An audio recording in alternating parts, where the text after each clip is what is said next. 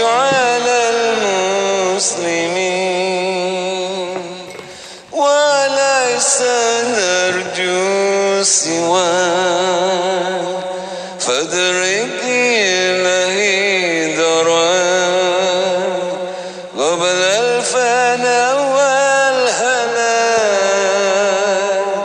يا أم دنيا ودين يا أرحم الراحمين يا أرحم الراحمين يا أرحم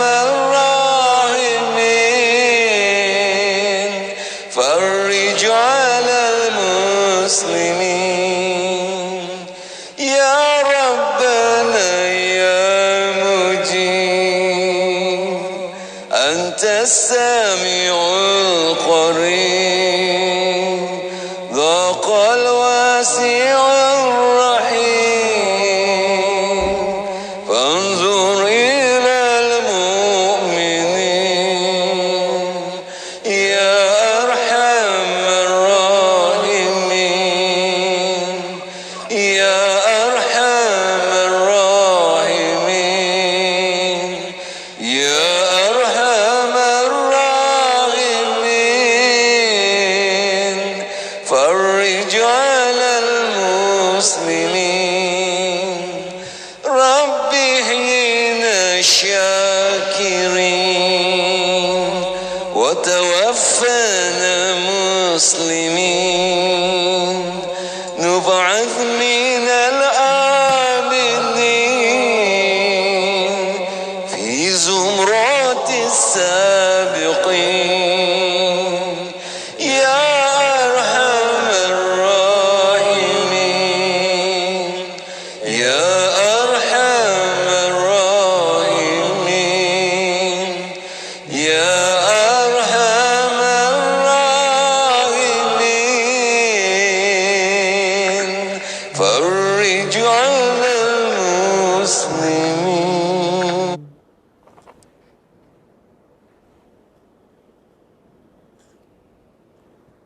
إن الله وملائكته يصلون على النبي يا أيها الذين آمنوا صلوا عليه وسلموا تسليما اللهم صل وسلم وبارك عليه وعلى آله اللهم صل على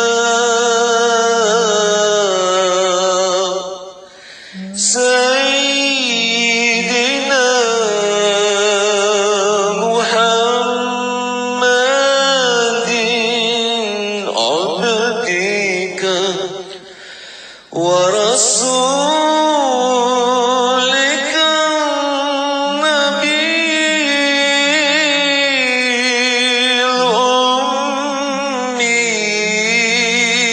الأمي وعلى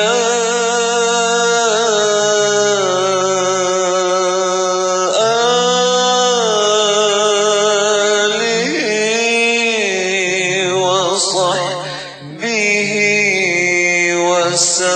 وسلم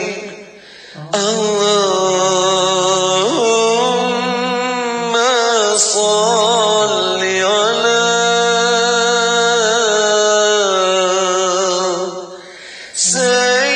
سيدنا محمد عبدك ورسولك النبي الأمي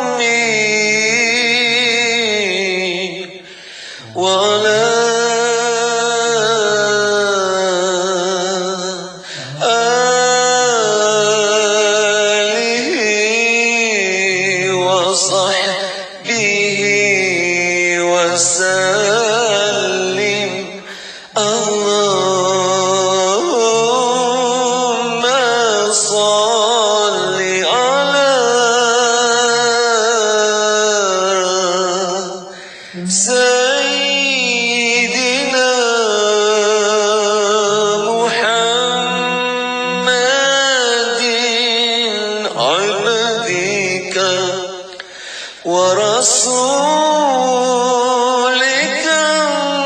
النبي الأمي وعلى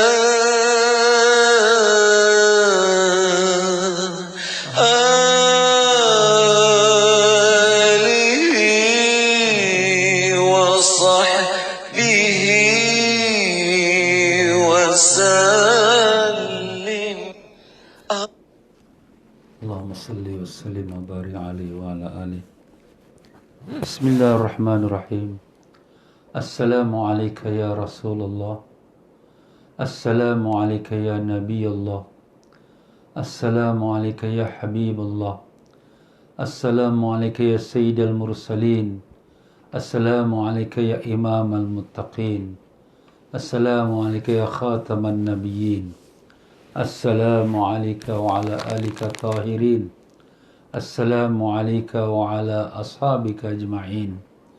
Assalamu alayka wa ala jamil muslimin wa rahmatullahi wa barakatuh.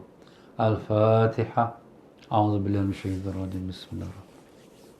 Alhamdulillahi rabbil alamin arrahmanir rahim maliki yaumiddin. Iyyaka na'budu wa iyyaka nasta'in ihdinas siratal mustaqim.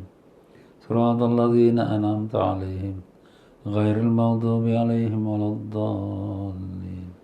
Amin. Bismillahirrahmanirrahim. Alhamdulillahi rabbil alamin. Allahumma salli wa sallim wa barik ala sayyidina Muhammad wa ala alihi wa sahbihi wasallim. Allahumma iftah alaina wa ala dhurriyyatina futuhal arifin. Allahumma 'allimna ma yanfa'una wanfa'na bima 'allamtana wa zidna 'ilma. Allahumma ya mu'allima Ibrahim 'allimna, ya mufahhima Sulaiman fahimna. Subhanaka la 'ilma lana illa ma 'allamtana innaka antal 'alimul hakim. ولا حول ولا قوة إلا بالله العلي العظيم. إلهنا أنت مقصودنا ورضاك مطلوبنا. أعطنا محبتك معرفتك. وصلى الله على سيدنا محمد وعلى آله وصحبه وسلم. الحمد لله رب العالمين. رب اشرح لي صدري ويسر لي أمري واحلل عقدة من لساني يفقه قولي. مسلمين muslimat rahimakumullah. Assalamualaikum warahmatullahi wabarakatuh. Alhamdulillah rabbil alamin. Wabihi nasta'in ala umuri dunya waddin. Allahumma salli wa sallim wa barik ala habibir rahman wa sayyidil akwan al-hadir ma'a man salla alaihi fi kulli zaman wa makan wa ala alihi wa sahbihi wa tabi'ihi bi ihsan. Ya para jemaah sekalian, Assalamualaikum warahmatullahi wabarakatuh. Apa khabar semua para jemaah? Alhamdulillah, mudah-mudahan Allah panjangkan umur semua dalam sihat walafiat, ditanamkan iman dan taqwa, dibukakan pintu ma'rifat, disembuhkan semua penyakit dan dimatikan semua dalam iman dan Islam, dalam husnul khatimah, dan ditemukan kita semua dengan Rasulullah sallallahu alaihi wasallam. Allahumma amin ya rabbal alamin. Ya para jemaah sekalian, alhamdulillah menyambung sekali lagi kita dalam pengajian kitab Fiqhul Ibadat menurut mazhab al-Imam Syafi'i rahimahullah taala. Ya, dalam pelajaran kita semalam kita telah menyebutkan menyelesaikan daripada bab wuduk, yang di mana kita telah mengatakan bahawa perkara yang diharamkan mereka yang tidak berwuduk itu 4 perkara. Iaitu yang pertama kita katakan tak boleh salat, maupun salat fardu atau salat sunat. Dan yang kedua tak boleh tawaf, maupun dia tawaf fardu atau tawaf sunat. Baik dia yang dah baligh, baik yang belum baligh. Jadi kalau mak ayah yang bawa anak-anak, walaupun umur 4 tahun, 5 tahun, tapi buatkan mereka umrah, buatkan mereka haji. Jadi kalau macam tu, kita kena bawalah mereka tawaf. Dan tawaf tu mengikut syarat mesti dalam wuduk. Alah ustaz, budak-budak je. Kalau kamu tak mau ambilkan dia wuduk, tawaf dia tidak sah. Tawaf dia tidak sah, maka haji dia atau umrah dia pun tidak sah. Dan kalau haji umrah dia tidak sah dan sudah dijatuhkan niat untuk dia, maka dia senantiasa dalam pantang larang ihram. Allah, Allah, Allah. Ustaz, budak-budak ni pun macam tu ke kira hukum dia? Jawapannya, kalau kita mak ayah dah jatuhkan niat, jadilah dia tu dalam ihram. Dan apabila dia dalam ihram, mak ayah ni kena jagalah dia jangan langgar patang larang ihram. Kalau dia langgar, mak ayah yang kena bayar. Macam dalam ihram, budak ni, dia garuk keluar rambut. Mak ayah yang kena bayar, rambut dia tu. Fidyah kena berapa banyak. Macam itulah dia tuan-tuan ya. Jadi kalau kita yang nak bawa, tapi sekarang tak boleh lah. Nak pergi haji pun susah, nak kota lagi. Nak pergi umrah pun dengan keadaan COVID ni masih belum menentu. Ini kita dengar berita 1 November pihak kerajaan Saudi nak buka umrah. Jangan kita ingat senang. Nak buka umrah tu, dia buka tapi pemerintah kita bagi ke tak bagi. Sebab di sana pun masih lagi banyak orang yang dah kena COVID tiap-tiap hari. Ratusan walaupun tak ribu. Dan demikian pula. Kita pula sana pula ke sana, kita kena kuarantin. Sampai-sampai kena kuarantin. Nak balik pula kena kuarantin lagi. Di sana kena kuarantin lagi 3 hari sebelum nak balik. Nak pastikan tak ada kita COVID. Kemudian dah sampai negeri Singapura, kena kuarantin lagi 14 hari. Berapa hari umrahnya sekejap tapi kuarantinnya banyak. Lebih daripada sebulan. Siapa yang sanggup nak pergi umrah lebih daripada sebulan? Macam pergi haji pula. Dan pula harga pun mahal. Kapal terbang pun bukan boleh sebelah-sebelah. Kena ada kosong. Jadi harga kapal terbang dah jadi double. Hotel-hotel pun mahal. Jadi para jemaah sabarlah ya. Yang nak pergi umrah ni sabar. Tunggulah keadaan dah reda. Mungkin sampai hujung tahun ini pun belum ada peluang untuk kita. Tunggu sampai dah reda, keadaan dah balik normal, insya-Allah. Dan maka kita pergilah umrah kalau sekiranya ada rezekinya. Baiklah, kita dah katakan, ya, perkara yang dilarang dalam kita tak ada berwuduk, 4 perkara. Pertama, kita salat. Yang kedua, kita tawaf. Yang ketiga, menyentuh Quran. Sentuh Quran pun tak boleh. Dan yang keempatnya ialah mengangkat Quran. Mengangkat Quran pun tak boleh. Ya, sentuh tak boleh, angkat lagi tak boleh. Melainkan kalau kita angkat kitab tafsir. Kitab tafsir tu ada bahasa Melayu atau bahasa Inggeris, ada ayat Quran. Tapi bahasa yang bukan Quran tu lebih banyak. Umpama 60%. Yang Qurannya hanya 40%. Itu boleh. Tapi kalau sama-sama equal 50-50, itu tak boleh. Kerana itu masih dianggap Quran. Jadi macam itulah kalau sekiranya kita membawa tafsir. Ataupun kita bawa beg. Beg kita isi ada kitab-kitab agama lain. Agama kita lah. Kitab fikir, ada kitab hadis. Dan ada Quran. Kita niatkan aku angkat kitab. Bukan angkat Quran, aku angkat kitab. Macam tu diharuskan ya. Baiklah tuan-tuan dan puan-puan rahimakumullah. Hari ini kita masuk dalam bab yang baru. Di muka surat 207. Marilah sama-sama kita mulakan dengan kita bacakan Fatihah kepada junjungan besar Nabi kita Rasulullah sallallahu alaihi wasallam dan sekalian ahli keluarganya yang dikasihi dan sekalian para sahabatnya yang diridai dan sekalian para tabi'in dan alim-alim ulama kita yang masyayikh kita, khususnya Al-Imam Syafi'i rahimahullah ta'ala, sehinggalah mereka yang telah menyampaikan agama kepada kita dan sampailah kepada guru kita yang mengarang kitab ini, Habib Said Muhammad Amin bin Idrus bin Abdullah bin Omar bin Sheikh Abu Bakar bin Salim, yang berguru kepada Habib Zain bin Ibrahim bin Zain bin Semit. Kedua-dua mereka masih lagi hidup di kota Madinah Munawwarah. Semoga Allah panjangkan umur kedua mereka dalam sihat walafiat dan dipeliharai dari segala perkara yang dibimbangkan. Dan semoga semua para masyayikh kita, Allah Ta'ala rahmatkan roh mereka, tinggikan darjat mereka dan melimpahkan barakah ilmu mereka kepada kita dengan berkat syafaat Nabi Rasulullah sallallahu alaihi wasallam. Al-Fatihah. A'udzubillahi minasyaitonir rajim. Bismillahirrahmanirrahim. Alhamdulillah rabbil alamin arrahmanir rahim maliki yaumiddin. Iyyaka na'budu wa iyyaka nasta'in ihdinas siratal mustaqim. Siratal ladzina an'amta 'alaihim ghairil maghdubi 'alaihim waladdallin. Amin. Ya, kita buka muka surat 207 ya. Babul mashi ala khuffain. Bab yang ke-8, mengusap sepatu, iaitu khuf ya. Sepatu ini bukan sepatu macam kita biasa. Ini khuf. Khuf ni ada makna dia lah. Definasi sepatu khuf. Berkata Tuan Pengarang kita rahimahullah ta'ala, wa nafa'anallahu bihubikum fid darani amin. Definasi sepatu khuf. Sepatu khuf adalah sepatu yang menutupi kedua mata kaki yang umumnya terbuat dari kulit haiwan atau yang lainnya. Jadi sini apa tu khuf ustaz?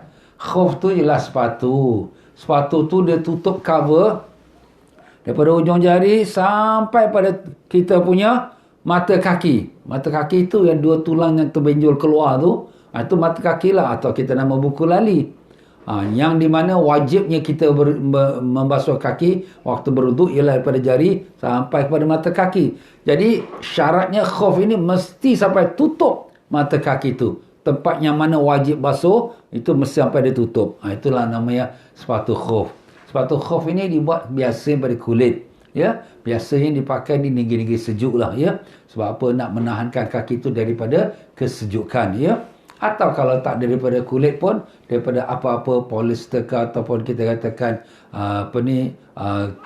getah dicampur dengan plastik, dia punya bahan dia tu, itu pun pokoknya dia cover sampai kepada mata kaki kita. Ya. Dalil mengusap sepatu khuf. Apakah dalilnya? Dalilnya banyaklah, ya. Kita bacakan separuh daripadanya, ya. Yang dibolehkan mengusap sepatu khuf sebanyak, sangat banyak. Al-Imam Bukhari dan juga Imam Muslim rahimahullah ta'ala dari sahabat Jabir bin Abdullah Al-Bajali radhiyallahu anhu berkata, aku melihat Rasulullah SAW buang air kecil, kemudian dan berwuduk dan mengusap kedua sepatu khufnya. Jadi Jabir radhiyallahu menceritakanlah, dia nampak Nabi SAW pergi buang air. Kemudian Nabi SAW berwuduk. Dan Nabi SAW bila sampai bab cuci kaki, Nabi pakai khuf, ya. Dan Nabi tak tanggalkan, Nabi sapu atas khuf. Itu satu dalil daripada Imam Bukhari dan Muslim, hadis sahih. Dan dari sahabat Sayyidina Ali bin Abi Talib radhiyallahu mengatakan, "Lau kana ad-dinu bi ra'yi lakana asfalul khufi aula bil mashi min a'la. Wa qad ra'aitu Rasulullah sallallahu alaihi wasallam yamsahu ala zahiri khuffaihi." Artinya, jika seandainya hukum agama dapat diambil daripada pemikiran, pada akal fikiran, saya mengusap bahagian bawah sepatu khuf lebih utama daripada bahagian atas. Kerana bahagian yang kotor ialah bawah. Dan sesungguhnya aku telah melihat Rasulullah SAW mengusap bahagian atas sepatu khufnya. Hadis riwayat oleh Imam Abu Daud. Jadi agama ni dia tak boleh semata-mata pakai akal, ya. Kenapa Ustaz kita nak semayang ni 5 waktu, kenapa tak 2 waktu? Kenapa kita nak puasa Ramadan ni kena 1 bulan, kenapa tak boleh puasa 3 hari saja? Soalannya, hukum agama ni dia tak boleh semata-mata guna akal. Kadang-kadang ada perintah Allah tu namanya ta'abbudi. Ta'abbudi tu apa? Semata-mata untuk perhambakan diri kepada Allah. Itu mana ta'budi. Perintah Allah, kita dengar, sami'na, kami dengar, wa ata'na, kami patuh. Itu saja. Jadi macam itulah juga dalam masalah syariat, kita membolehkan menyapu kasut khuf. Menyapu kasut khuf. Kalau kita ikut dari segi hukum fikiran, yang mana kotor? Atas ke atau bawah dia? Bawah lah kotor. Jadi kalau sekiranya ikut hukum akal, yang patut disapu ialah bawah kasut. Tapi aku lihat Rasulullah SAW sapu atas kasut khuf. Jadi dalam perkara ini ada 2 perkara yang kita dapat faedah. Pertama, tak semua hukum agama berdasar pada akal. Ada hukum agama yang semata-mata untuk kita mentaati perintah Allah. Seperti sapu khuf. Keduanya, bahawa syariat menyapu khuf ialah bahagian atas. Yang wajibnya disapu bahagian atas, bukan bahagian bawah, ya. Baiklah, jadi itulah dia 2 hadis yang telah kita sebutkan. Kalau nak sebut lagi, banyak lagi lah, ya. Jadi kita berhenti saja kepada, kita sampai kepada muka surat 208. Muka surat 208, C. Hukum mengusap sepatu khuf. Apa hukum dia? Ada 5 hukum.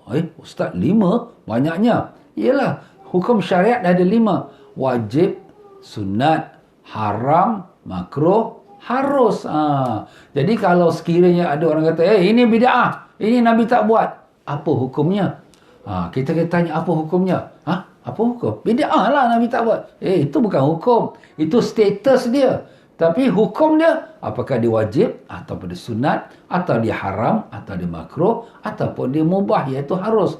Macam tu dia tuan-tuan. Hukum syariat 5 saja. Bid'ah tu perkara bukan hukum. Itu status dia, kedudukan dia. Tapi hukum dia ada 5. Itu kita dah sebut dah dalam pelajaran yang dulu ya.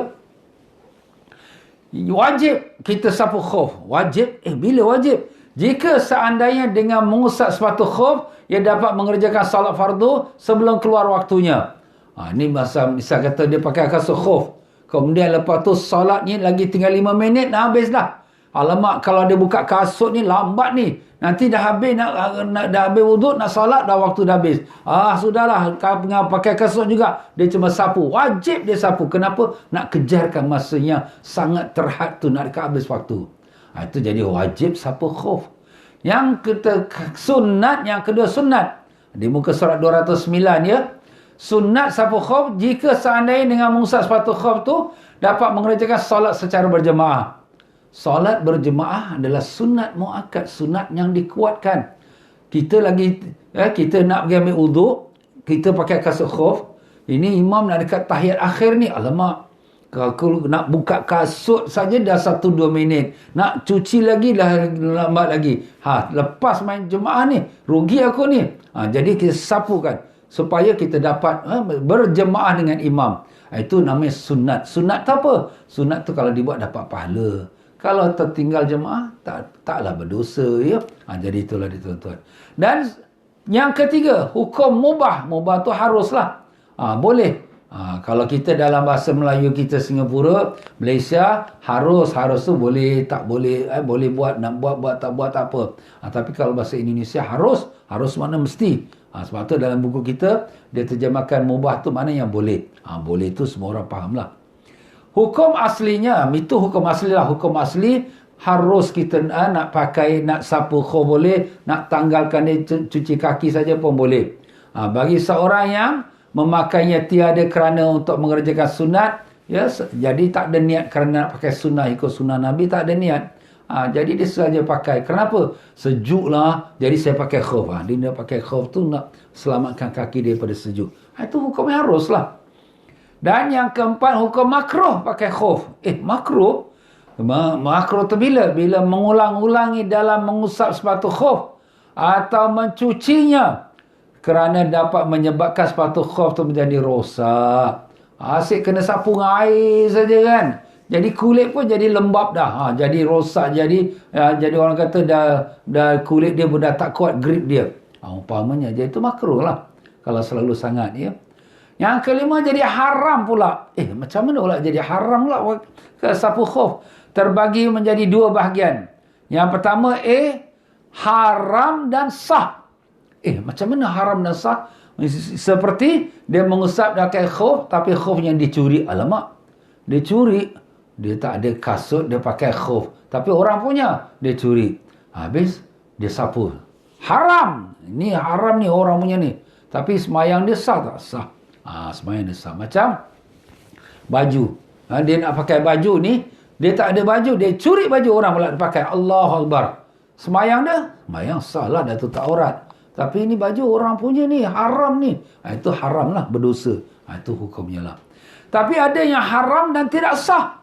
Macam mana? Mengusap sepatu khuf dalam keadaan berihram haji atau umrah. Orang lelaki dalam ihram haji atau umrah tak boleh pakai kasut, tak boleh pakai khuf. Jadi dia pakai juga, hukumnya haram. Dan ihram dia tu tidak sah kerana dia melanggar, tapi bukanlah tidak sah. Di sini perkataan tidak sah ni ada kemusykilan sikit lah. Maknanya dia haram, berdosa, tapi dia kena bayar fidyah. Ustaz, orang dalam ihram ni kalau dia kaki dia sakit, dia balut, nak pakai balut, dia pakai kasut, terpaksa macam mana? Yalah, kalau dia darurat, maka dia haruskan, tapi bayar fidyah. Kalau tak ada darurat, haram, berdosa dia. Tapi haji dia sah. Ya, bukan haji tak sah. Sini disebut tidak sah ni, ada kita boleh in bracket kan lah ya.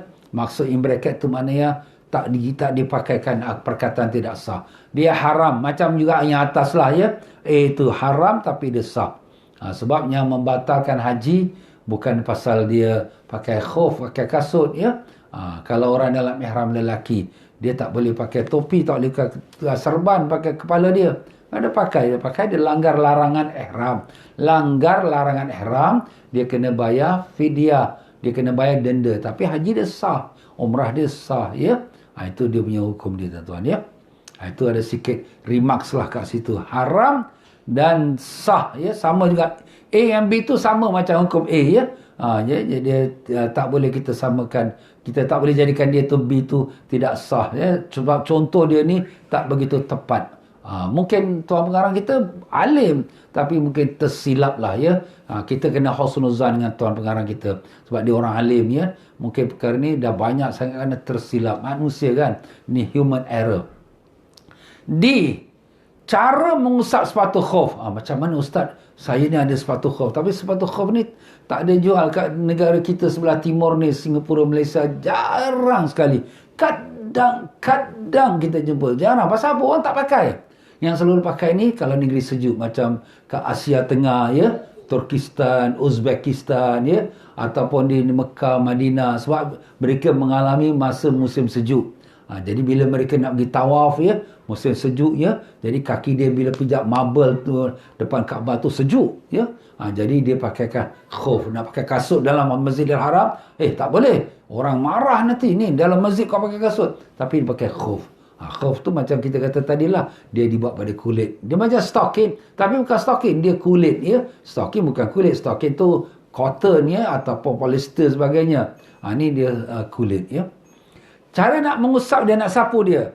Mengusap sepatu khuf boleh dilakukan dengan cara apapun. Dengan apa cara? Dengan tangan ke, dengan terbalikkan tangan ke, dengan tapak tangan ke, dengan siku ke. Apa cara? Dan yang wajib yang dibasuh adalah bahagian atas. Itu yang wajib. Cara nak basuh bahagian atas tu, atas ke bawah ke atas ke, dengan tangan ke, dengan kiri ke, ikut sukalah. Tapi ialah ada cara yang sunat.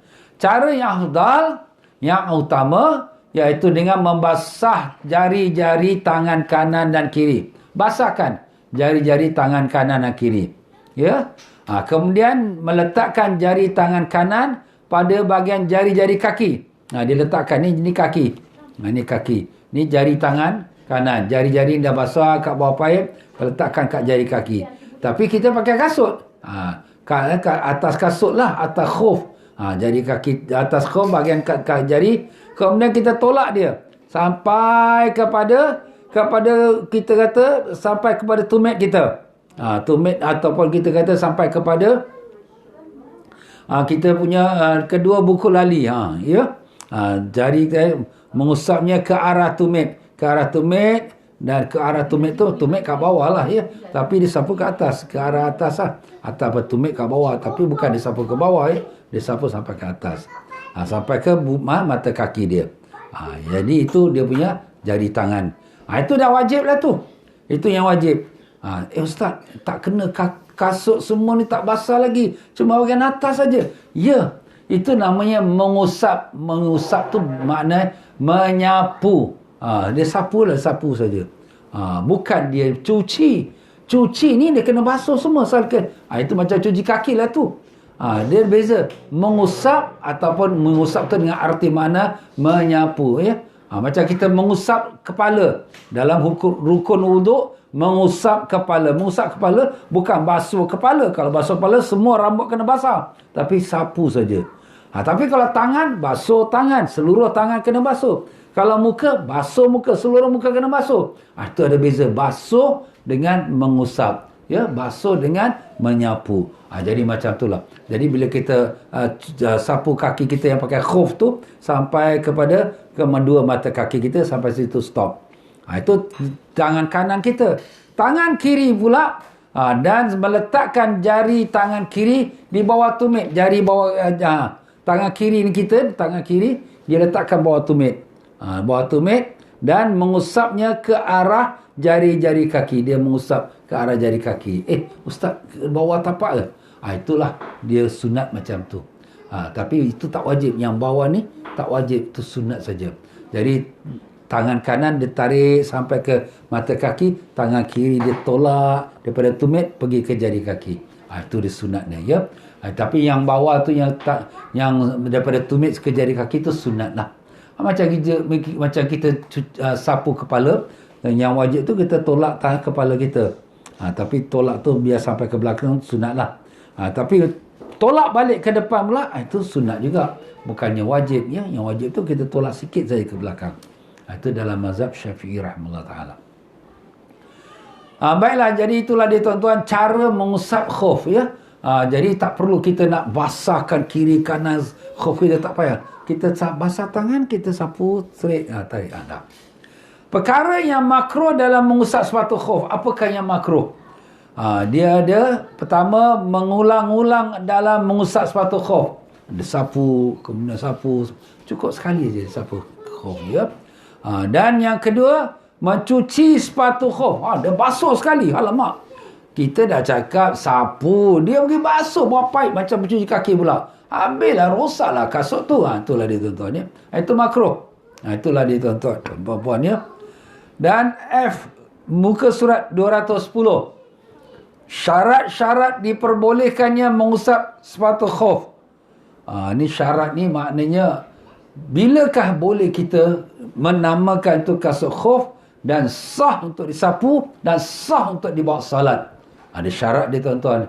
Bukan kasut macam kita beli kat pasar sekarang kita pakai kasut. Kasut yang kita pakai ni dia tak sampai buku lali. Buku lali kita ke atas dua tulang yang benjol keluar tu. Ya, tapi kasut kita ni sampai ke atas sikit saja daripada kaki kita, tak sampai buku lali. Itu dia punya kasut kita tak cukup syarat. Tapi nanti kita akan sebutkanlah syarat-syaratnya, ya. Dan dengan itu kita berhenti pada F, syarat-syarat diperbolehkannya mengusap sepatu khuf. Wallahu a'lam. Kita berhenti situlah tuan-tuan dan puan-puan, ya.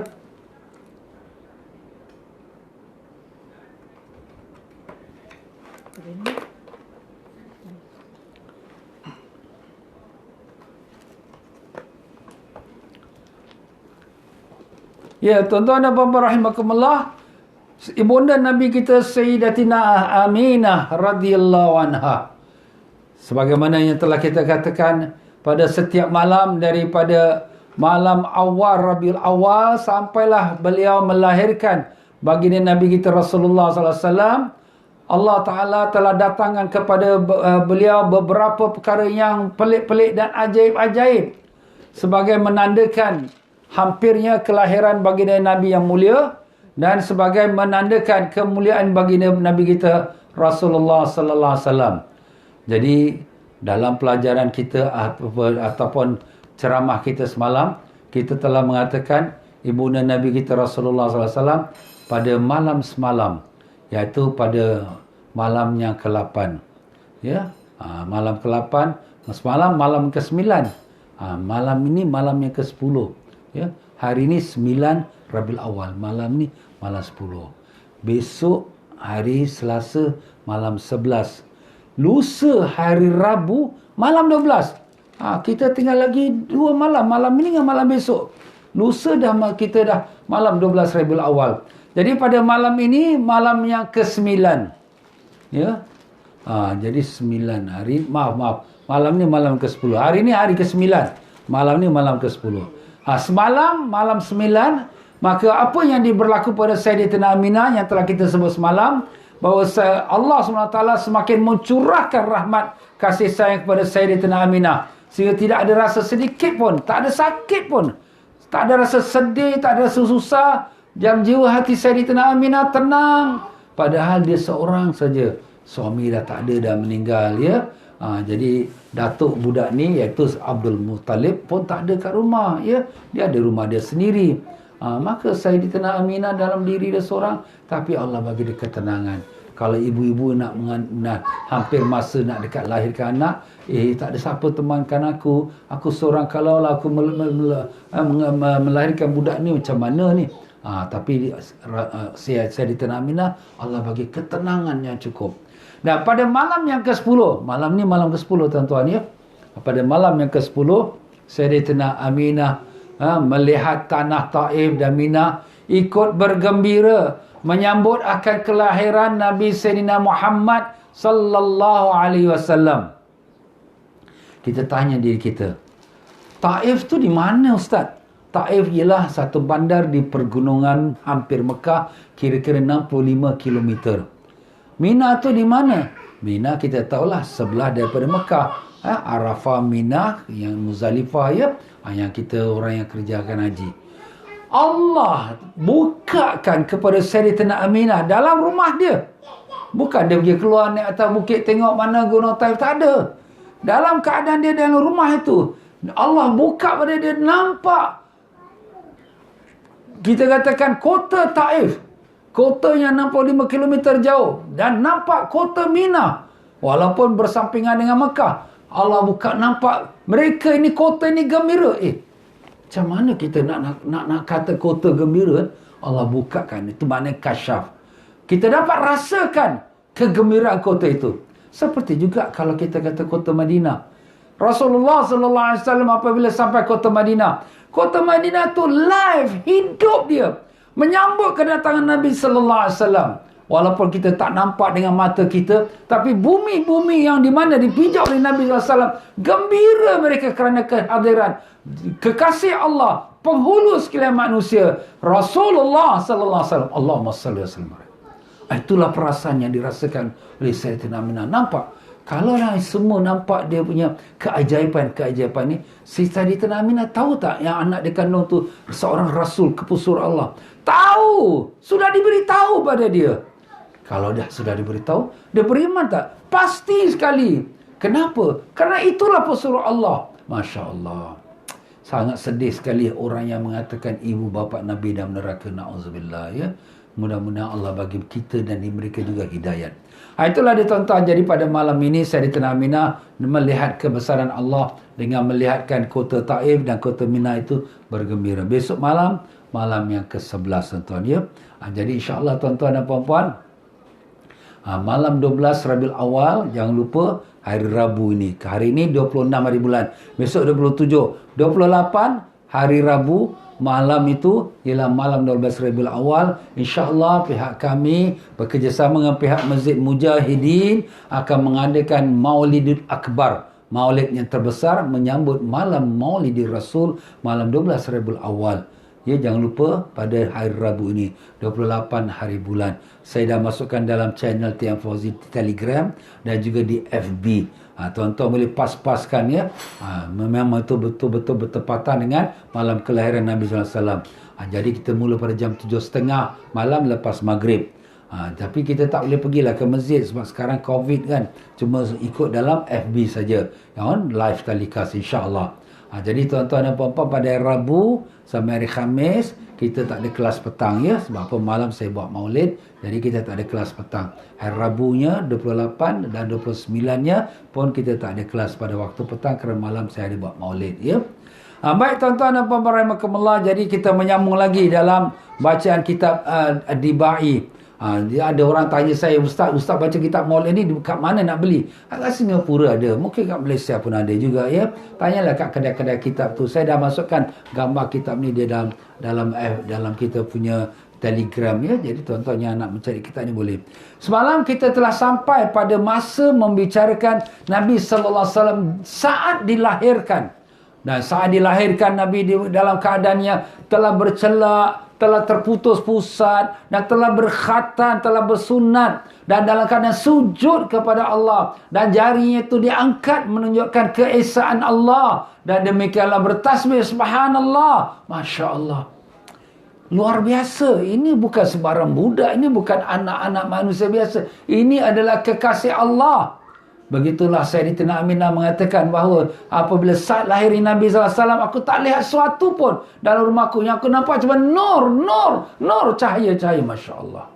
Memang Nabi kita tu adalah cahaya kepada alam seluruhnya. Bukan cahaya kat rumah Siti Aminah saja, bukan cahaya kat Mekah saja, seluruh alam. Maka dengan sebab itulah pada saat tersebut kita pun berdiri menyambut akan kelahiran bagi Nabi kita sallallahu alaihi wasallam dengan kita baca ya Nabi salam alaika. Jadi saya akan membacakan dia punya makna-makna masa kita berdiri. Dalam bahasa Arab dipanggil mahalul qiyam, tempat masa kita berdiri. Iaitu sunatkan oleh sebahagian besar ulama. Dia pandang baik supaya kita berdiri bila kita sampai bab menceritakan kelahiran Nabi SAW. Jadi seolah-olah kita punya kegembiraan, seolah-olah seperti kita berada di zaman Nabi saat dilahirkan Allah. Mana we bring ourselves live kepada masa lahir Nabi SAW. Sebab tu kita berdiri. Ustaz ni kita baca cerita, bukan, kita hidup bersama-sama peristiwa itu. Itulah jiwa orang beriman, hidup tuan-tuan, bukan maaf kata mati. Kalau mati Nabi melahir, itu jiwa yang mati. Tapi jiwa yang hidup tu perasaannya seperti bersama dengan waktu saat Nabi sallallahu alaihi wasallam dilahirkan. Allahu akbar. Baiklah, saya bacakan. Tuan-tuan boleh ikutkan dalam terjemahan yang dalam Telegram tu yang saya dah bagikan buku Maulid Nabi tu. Tuan-tuan boleh tengok. Ya Nabi salam alaika, ya Rasul salam alaika. Wahai Nabi salam sejahtera atasmu, wahai Rasul salam sejahtera atasmu. Ya Habib salam alaika. Wahai kekasih Allah, salam sejahtera atasmu. Salawatullah alaika, salawat Allah atasmu. Asyraqal kaunu ibtihaja biwujudil Mustafa Ahmad. Terang menerang dalam alam semesta kerana gembira dengan kelahiran Nabi pilihan, iaitulah Nabi Ahmad, iaitulah nama Nabi kita Sayyidina Muhammad sallallahu alaihi wasallam. Nabi kita banyak nama. Di bumi dikenali dengan Muhammad, di langit dikenali sebagai Ahmad. Dan Nabi ada nama tak kurang daripada 200 nama. Setengah ulama kata tak kurang daripada 300 nama. Ada setengah ulama tak kurang daripada 2000 nama. Masya Allah. Semuanya nama puji-pujian kepada Nabi sallallahu alaihi wasallam. Wa li ahli al-kauni unsun wa sururun qad tajaddad. Iaitu tadi kita kata terang benderang alam. Memang saat Nabi lahir, alam menjadi terang menerang seluruh bumi ini. Bukan kata hanya di Mekah, bahkan seluruh bumi menjadi terang menerang. Awan, alam, cakrawala semua jadi terang menerang. Masya Allah. Cahaya Nabi menerangi alam seluruhnya. Rasulullah sallallahu alaihi wasallam. Allahumma salli wa sallim alaihi. Wa li ahli al-kauni unsun wa sururun qad tajaddad. Penghuni alam berasa senang dan gembira yang baru menjelang. Penghuni alam siapa? Seluruh makhluk. Malaikat dan juga sekalian haiwan-haiwan, sekalian pokok batu kayu, sekalian bintang-bintang, sekalian bumi, semua rasa gembira. Yang tak nampak, yang tak tahu cuma dua, jin dan manusia. Jadi gambarkan, haiwan-haiwan gembira, pokok-pokok batang kayu, batu-batu semua gembira dengan kelahiran. Sebab Nabi datang bawa rahmat. Apakah tak gembira? Masya Allah. Fatrabu ya ahlal mathani fahazar yumni gharrat. Bergembiralah wahai kaum muslimin, dan burung bertuah turut berkicau-kicauan. Jadi gembiralah kita semua dengan saat lahir Nabi. Sebab tu bila kita baca Tala'al Badru ataupun kita baca Nabi SAW, kita rasa sangat gembira, hati kita sangat senang sekali dengan kerana gembira kita dengan Rasulullah sallallahu alaihi wasallam. Tapi yang tak gembira siapa? Iblis. Iblis ini pada malam lahir Nabi SAW, dia memekik-mekik, dia meraung-raung. Rannash syaitanu rannash iblisu arbar rannat. Iblis meraung-raung, memekik-mekik, menangis pada 4 masa. Apa dia tu? Pertama, pada masa dia dilaknat oleh Allah. Allah laknat dia.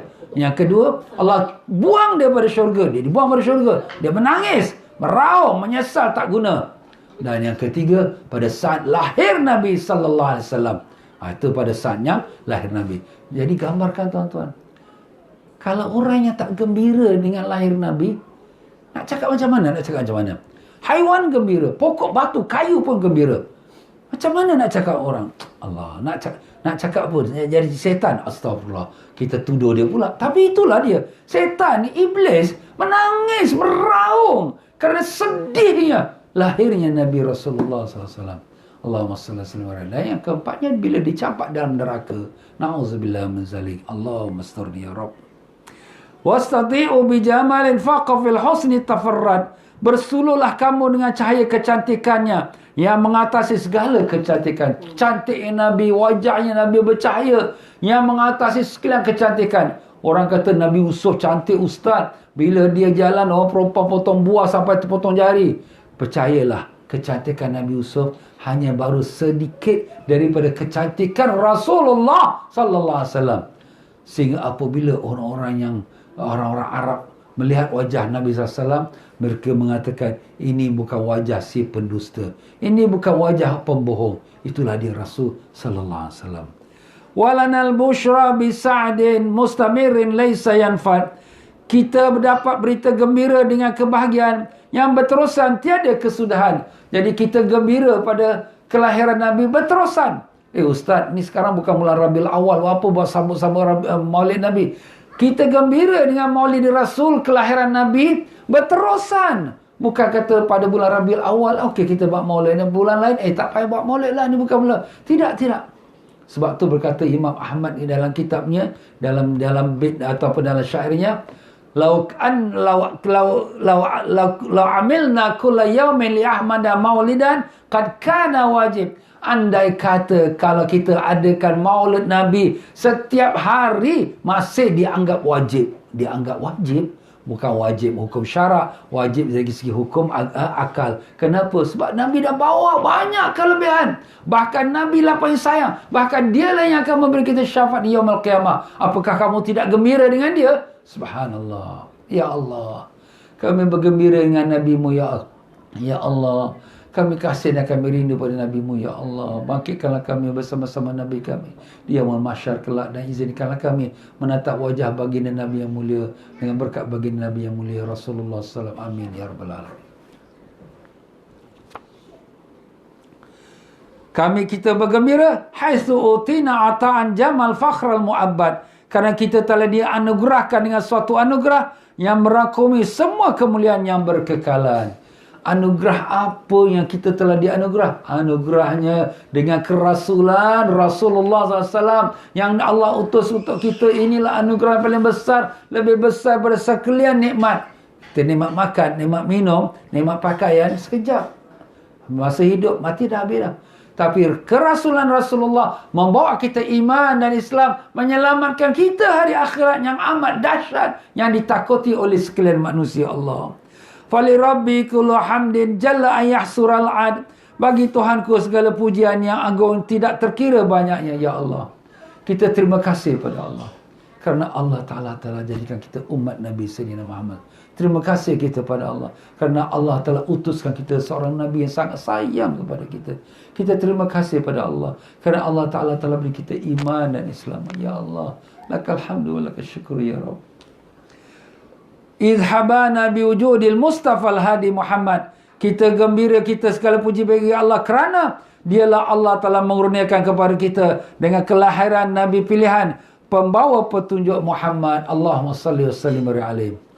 Marhaban ya nur aini. Selamat datang wahai cahaya mataku. Marhaban Jaddal Husaini. Selamat datang wahai datuknya Sayyidina Husain dan Sayyidina Hasan ya. Husain tu maknanya Husain dan Hasan juga ya. Ada juga nama Sayyidina Husain pun boleh ya.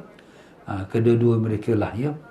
Marhaban ya Rasulullah ahlan, marhaban bika inna bika nus'ad. Selamat datang wahai Rasulullah, selamat datang kami ucapkan. Selamat datang disebabkanmu kami mendapat kebahagiaan. Memang dengan sebab Nabi kita dapat kebahagiaan. Kita seluruh alam ni semuanya mendapat nikmat ini dengan sebab Rasulullah SAW. Kerana Allah Ta'ala dah kata pada Nabi Adam, laulahu ma khalaqtuka. Kalau tidak kerana dia, Nabi SAW, tidak aku jadikan kau. Tidak aku jadikan alam semesta ini. Jadi kita ni menumpang nikmat ini daripada rahmat yang daripada Rasulullah SAW. Hai manusia, tak tahu terima kasih ke kepada yang membawa rahmat ni? Rasulullah SAW. Oh, itu Rasulullah tu postman aja ustaz, dia bawa agama untuk kita. Kau ingat dia postman ke? Astaghfirullahalazim. Lebih daripada itu, membawa rahmat dan barakah dan syafaat dan penuh kasih sayang kepada kita. Allahumma salli wa sallim wa barik alaihi wa ala alihi. Marhaban wa bijahi ya ilahi, marhaban jud wa balli kulla maqsad. Wahai Tuhanku, dengan keberkatannya kurniakanlah dan sampaikanlah segala maksud kami. Marhaban wahdina nahja sabili, marhaban kaibi nus'an wa nursyad.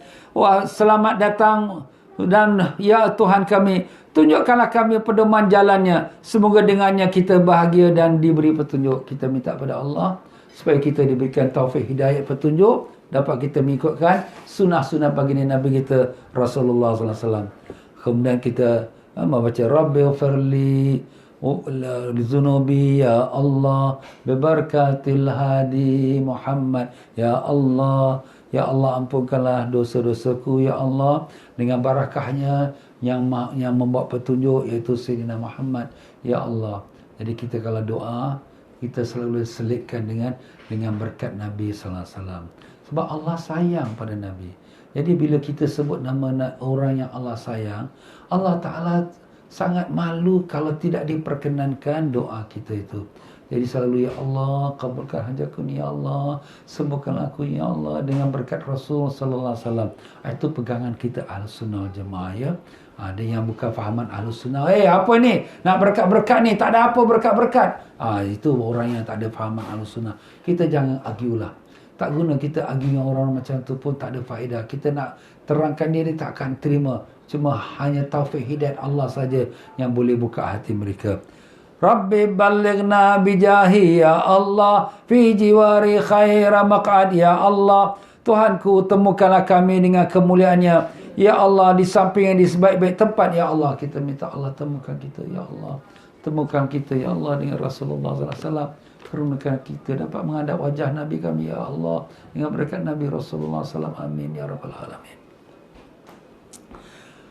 Wassalatullahi taghsha ya Allah asyrafar rusli Muhammad ya Allah.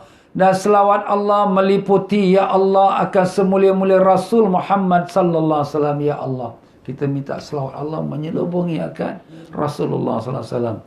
Wassalamun mustamirrun ya Allah kulla hainin ya tajaddad ya Allah. Serta salam yang berpanjangan ya Allah, setiap masa diperbaharui ya Allah. Kita minta pada Allah supaya salam kita kepada Nabi berterusan. Bukan hanya kita ucap sekali Assalamualaikum ya Rasulullah, tapi kalau boleh itu di-repeat oleh Allah Ta'ala, berikan kita pahalanya. Dan kita juga sentiasa memberi salam kepada Nabi sallallahu alaihi wasallam. Itulah dia tuan-tuan ya, daripada kita berdiri kita membacakan Mahalul Qiyam sallallahu alaihi wasallam Muhammad. Wa walida makhtunan wa walida sallallahu alaihi wasallam makhtunan biyadil inayah makhulan bi kuhlil hidayah. Maka lahirlah baginda Nabi sallallahu alaihi wasallam dalam keadaan telah berkhatan dengan kuasa Allah, bercelak matanya dengan celak hidayah Allah. Masya Allah, Nabi lahir sudah berkhatan, dah bersunat dah. Ya, Masya Allah.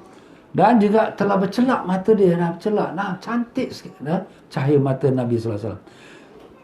Terang menerang segala ruang dengan cahayanya, bergemerlapan alam buana dengan sinar cahaya. Seluruh alam, the whole galaxy, bukan kita kata bumi, this whole galaxy menjadi terang menderang dengan cahaya Rasulullah sallallahu alaihi wasallam. Termasuk dalam golongan umatnya generasi yang tidak sempat bertemu dengannya sebagaimana generasi yang terdahulu. Ustaz, kita rugilah Ustaz. Kita ni tak dapat temu dengan Nabi, tak macam sahabat-sahabat. Tuan-tuan, kita yang di akhir umat, sama saja kedudukan kita seperti umat yang pertama yang dapat depan Nabi sallallahu alaihi wasallam. Bahkan kitalah pula Nabi menamakan dia saudara-saudaraku. Satu masa Nabi bersama sahabat-sahabat, Nabi kata, alangkah rindunya aku nak bertemu saudaraku. Sahabat-sahabat tanya, ya Rasulullah, bukankah kami ni saudara-saudaramu? Nabi menjawab, kamu adalah sahabat-sahabatku, tetapi saudara-saudaraku mereka yang tak pernah melihat wajahku, tapi mereka beriman kepadaku. Mereka lah yang aku rindui, saudara-saudaraku. Masya Allah. Siapa dia tuan-tuan? Kitalah umat yang datang selepas Nabi SAW. Kita tak pernah bertemu dengan Nabi SAW, tapi kita beriman dengan Rasulullah SAW. Kita Nabi namakan saudaranya, dan Nabi rindu kepada kita. Kalaulah Nabi rindu pada kita tuan-tuan, kita rindu tak pada Nabi? Kita rindu, ya Allah, kami semua rindu pada Nabi kami, ya Allah. Kurniakanlah kami dapat menatap wajah Nabi kami, ya Allah, dengan berkat baginda Nabi sallallahu alaihi wasallam. Amin ya rabbal alamin. Allahu akbar. Mukjizat terawalnya dikurniakan kepadanya ialah terpadamnya api sembahan negeri Parsi dan runtuhnya beberapa tiang di istananya. Negeri Parsi, negeri yang hebat, empire yang besar, lebih daripada 1000 tahun. Tiba-tiba pada malam lahir Nabi SAW, api yang mereka sembah, Parsi orang Majusi sembah api yang tak pernah padam 1000 tahun. Tiba-tiba pada malam tu, pop, padam. Terkejut orang-orang yang menyembah api. Dan singgahsana dia yang kukuh hebat, tiba-tiba tiang-tiang mula runtuh. Masya Allah. Subhanallah. Apa dah berlaku ni? Apa dah berlaku? Mana ada gempa bumi? Tak ada gempa bumi. Tiba-tiba tiang-tiangnya runtuh. Allah Akbar. Dan direjam segala syaitan dengan bintang pemanah yang berapi.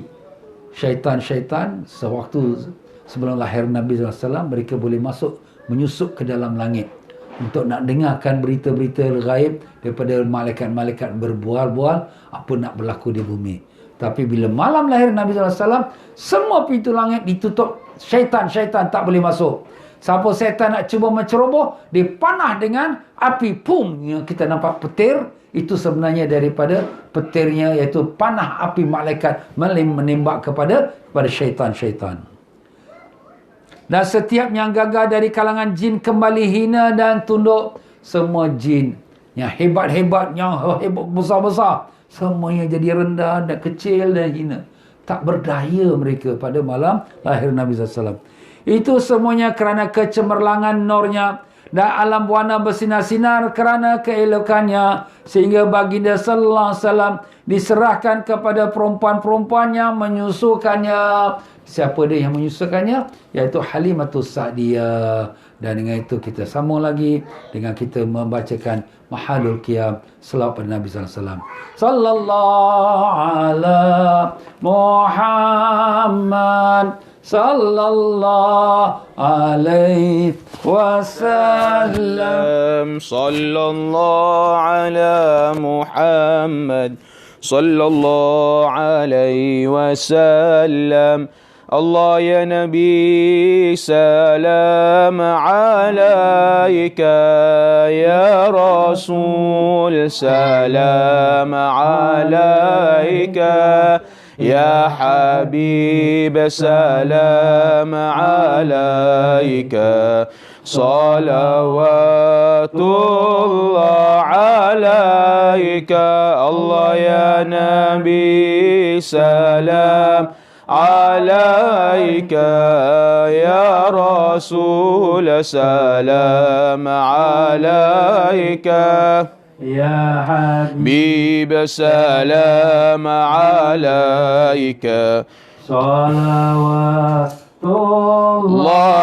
عليك أشرق الكون ابتهاجا بوجود المصطفى أحمد، ولأهل الكون أنس وسرور قد تجدد.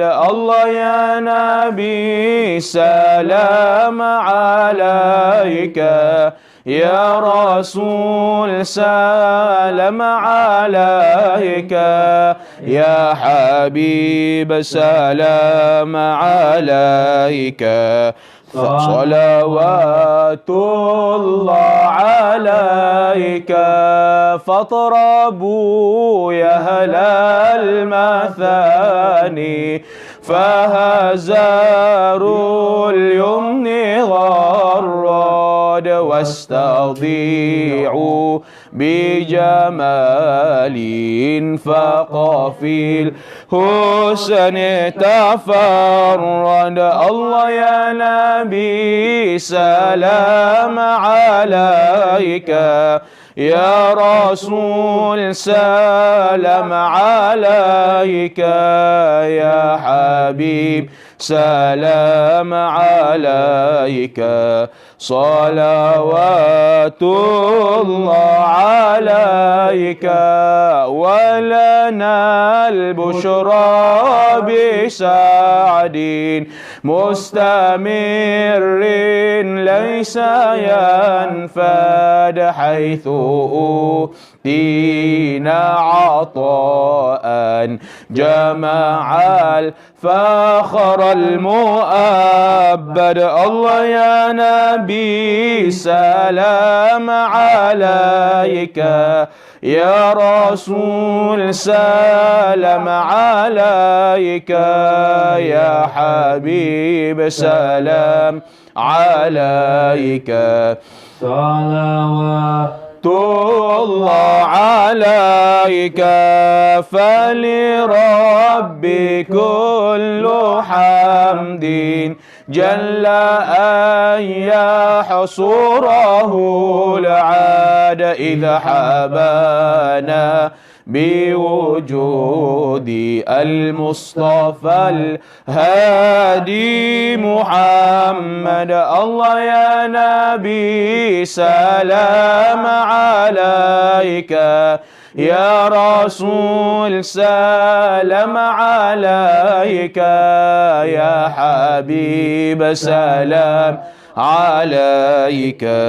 صلوات الله عليك، مرحبا مرحبا يا نور عيني، مرحبا مرحبا جد الحسين، مرحبا يا رسول الله، أهلا مرحبا بك إن بك نسعد، مرحبا مرحبا يا نور عيني، مرحبا مرحبا جد الحسين، مرحبا وبجاه يا إلهي، مرحبا وبلغ كل مقصد، مرحبا مرحبا يا نور عيني، مرحبا مرحبا جد الحسين،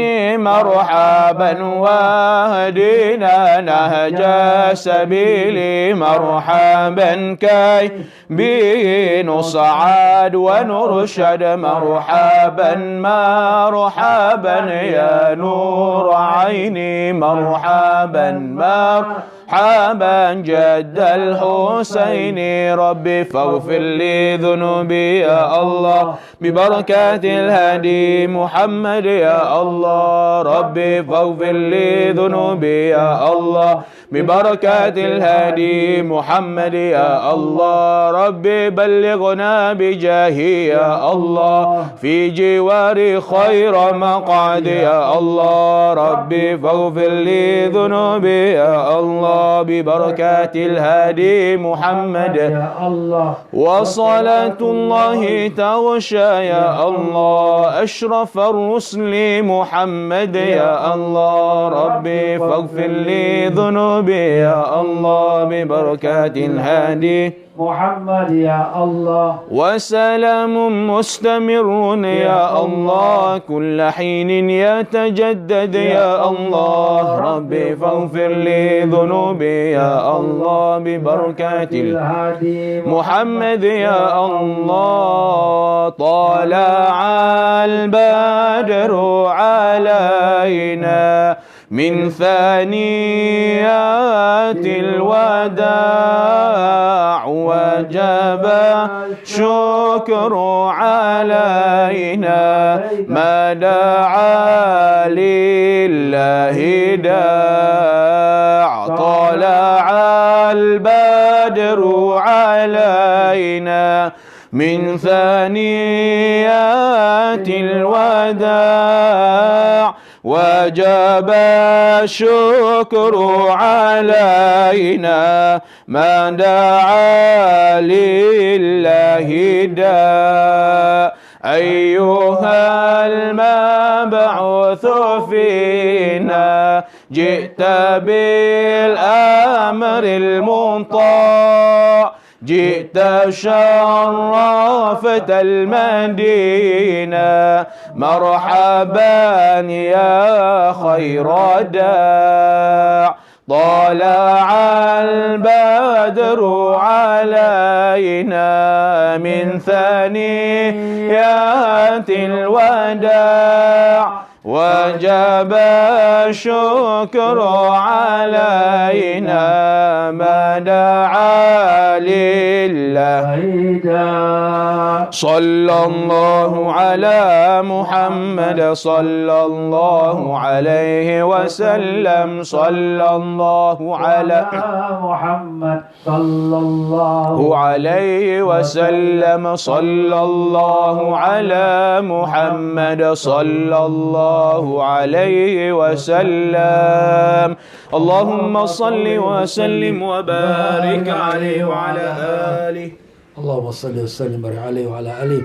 Terima kasih kepada Ustaz Abdul Hakim yang telah bersama-sama kita membacakan Mahalul Qiyam. Semoga semua kita mendapat barakah dan syafaat bagi Nabi kita sallallahu alaihi wasallam.